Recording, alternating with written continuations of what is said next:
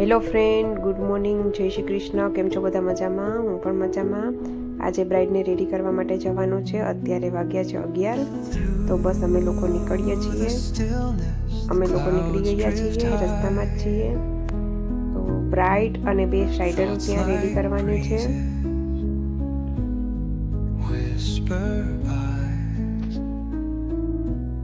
તો અમે લોકો અહીંયા પહોંચી ગયા છીએ.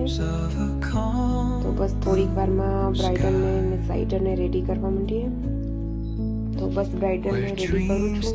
તેનો મેકઅપ કમ્પ્લીટ થઈ ગયો છે અને હેરસ્ટાઈલમાં એને સ્ટ્રેટનિંગ કરવાનું છે.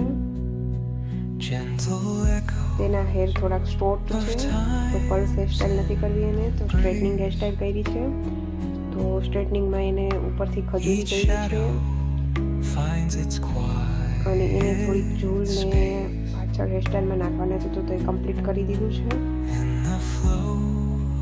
સાઈડર છે એને કર્લ્સ કરવાના હતા અને આગળથી થોડુંક પેક કરી દેવાનું છે.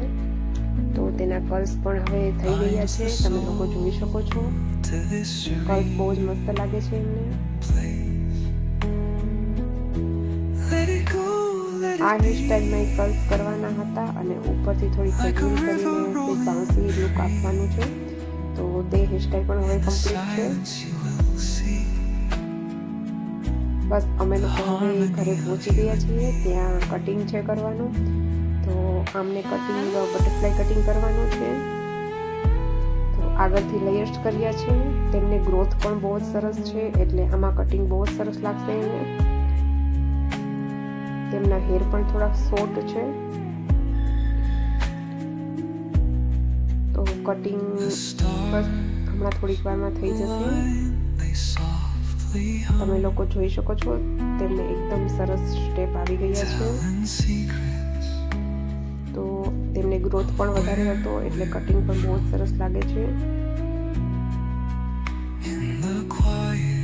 તો તેને બ્રો ડ્રાયર કર્યું તો ગ્રોથ એકદમ વધારે થઈ ગયો છે અને કટિંગ પણ તેમને બહુ મસ્ત લાગે છે. તો આજે અમારા લોકોને બહુ જ કામ હતું. અમે લોકો હવે જઈએ છીએ સોમનાથ. ત્યાં થોડીક સાઇડરો રેડી કરવાની છે દાંડિયા રાસ માટે. તો અમે લોકો બસ ત્યાં હમણાં થોડીક વારમાં પહોંચી જશું. તો આજે અમે લોકો બહુ જ થાકી ગયા છીએ, એટલે આપણે લોકો મળીશું કાલ આગલા બ્લોગમાં.